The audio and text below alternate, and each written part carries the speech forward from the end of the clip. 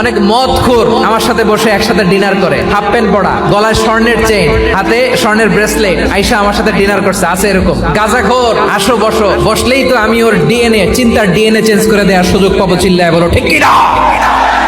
আমার অনেক হিন্দু পরিচিত ভাই আছে, ওরা আমাদের ইফতারির প্রোগ্রামে এসে একসাথে ইফতারি করে। বিশ্বনবী ইহুদির বাড়িতে গেলেন, আর আমার মুসলমান ভাই আমার কাফের বলে, এরকম আছে না নাই?